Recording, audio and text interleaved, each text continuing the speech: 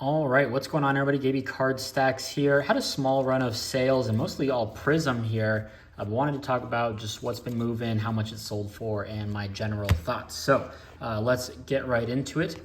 First one here, Micah Parsons out of the Zenith.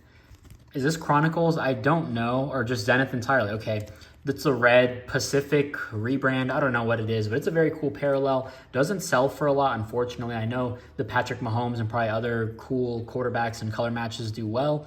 Micah, I think, is the top selling jersey in the NFL. So anytime I scoop up his stuff, I just think with Cowboys, him being one of the best edge guys in the league, always worth picking up. So got that for a couple bucks. That sold for $5. Next one, Trey Tucker. Interesting one here. I don't know, just a guy, more of a prospecting play. I did pick this up at a show recently. Been buying into a little bit of it. I don't believe in necessarily the Raiders offense. I think they'll play hard under Pierce. I believe in Zamir White, but their pass game, I'm more of a believer in Gardner Minshew. I think that's a great fit for him and just the mentality. I'm not an Aiden O'Connell guy. Trey Tucker, though, I think, could potentially be one of those sleeper guys. I think he could work his way up to kind of that Christian Kirk type role. I don't know. I like those types of guys in the league. Your Greg Dortch and other kind of number 3 receivers that, I don't know, are just fun to watch. So Trey Tucker out of Cincinnati, I think that was actually $250. It was up at $3. Should I have bought it? No, I thought it would do better. Sent an offer for $250 and that was accepted. Jeremy Ruckert, green scope to 75. Nice little auto, 11 to 75. I bought this because, I don't know, a month ago, I tweeted something like, hey, who's someone who you're excited about and hope that they do well? Mine was Israel Abanikanda. And then the Jets went out and drafted 2 of the best running backs in the class. So, not great for me. But a lot of people, and I think it reached kind of Jets Twitter, and they were like, check out Jeremy Ruckert. So I looked into it. I don't know. We'll see. He's from Ohio State. I picked this up. And this was maybe like $12, $13, kind of in that dangerous territory though. If I list it for $19.99, you're not making much, maybe $2, $3. But then if you list it past $20 and it's $4 to ship it, I add that. Anything under $20, I free ship. Anything over, I add $3.99 to it.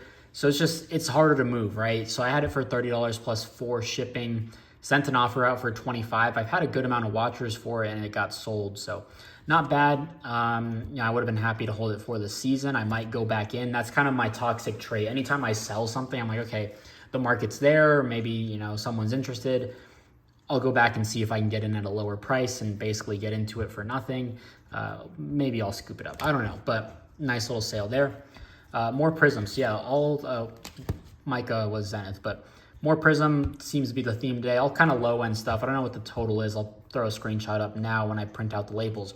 But Evan Hull, Blue Wave, nice color match. Got this at a show as well for a couple bucks. I'm probably in the money on it. What are these number 2? $199 from Northwestern. Northwestern? Yeah. And I'm not a big Jonathan Taylor guy, just with his injury history. I know, the Colts kind of turned things up, and I was turned off by his whole holdout and whatever. I mean, that was just not managed at all by the Colts, but nonetheless, I would hedge my bets against Jonathan Taylor, so I'm buying into Evan Hull. I picked up like a purple power auto on ComC for like $10-12. Some of his other stuff is pretty cheap. I don't know. I don't advise it, but it's just me speculating there. I like buying handcuffs for cards, in my opinion.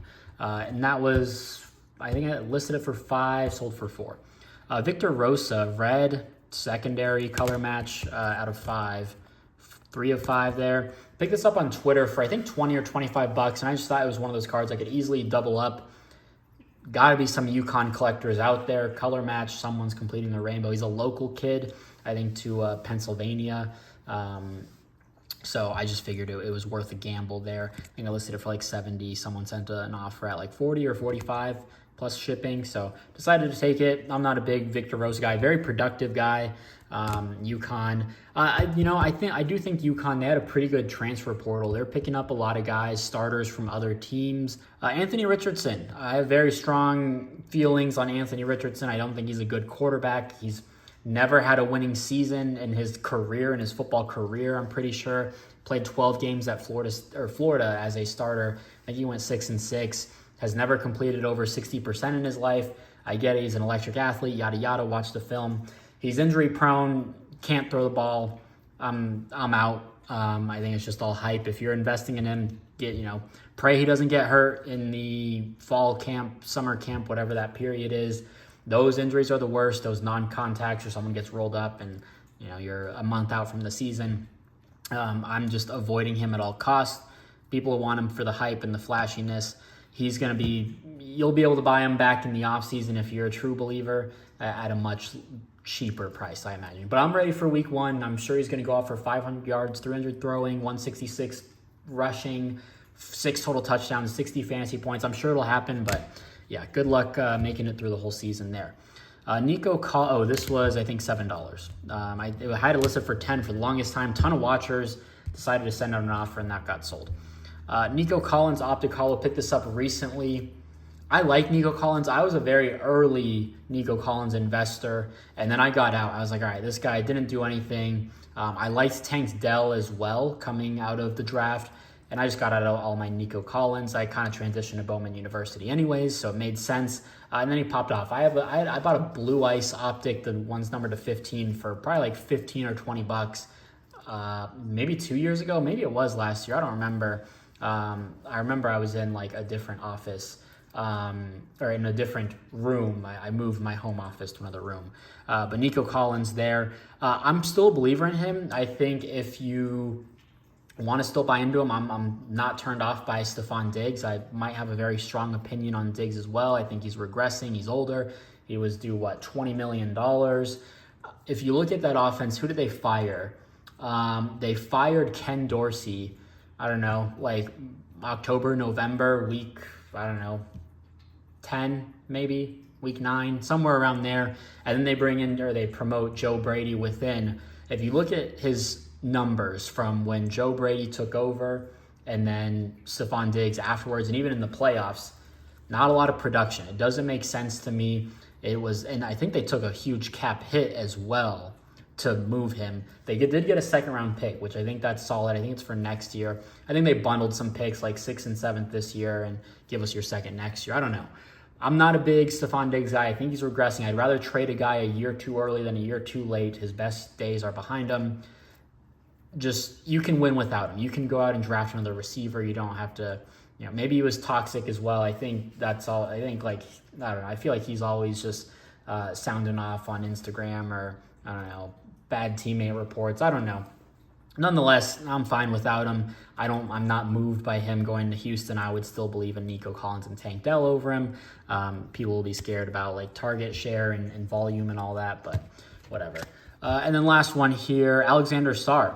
The NBA draft lottery just happened on Sunday, and the Pistons. I don't follow the NBA at all. I haven't watched any playoff games. I know nothing about what's going on.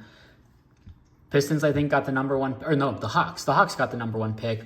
The Pistons were always like the number 1 favorite, and I think they slid to like 5, and the Hawks were supposed to get like 10. I saw from all the mock drafts, I read them all, that day, and it's like post-lottery mock draft, he's still the number 1 pick. There's just a lot of questions afterwards. Is it Reece Shea, Reed Shepherd, Rob Dillingham? I've seen Matas Buzelis in the top 5, Donovan Clingan, the other friend, or the Topic, I think, is up there. So there's a lot of cloudiness after the number 1 pick, but I'm pretty sure Sarr is the lock for the number 1 pick. I think this sold on Monday or Sunday following the lottery. I think I picked this up on Sport Lots or Buy Sports Cards for $4, and this one sold for 17. I've had a lot of watchers, so been picking up a ton of Sarr. It's all at ComC. I don't have it listed. I'm just holding it. Maybe I'll kind of trickle it out here and there. I've got some graded Sarr coming back. That reveal should be coming within the next few days as well, if you're interested. But yeah, just kind of an interesting mix, all kind of low end-ish. That's probably like 25, 30, so we'll say 70, 75, 100, 110-ish. We'll see. I'll throw up the screenshot again. That includes shipping and tax though, so not the most accurate number, but that's kind of where I guess. Gonna get this all shipped out. If you enjoyed, drop a like, leave a comment, subscribe, and we'll see you next video. Peace.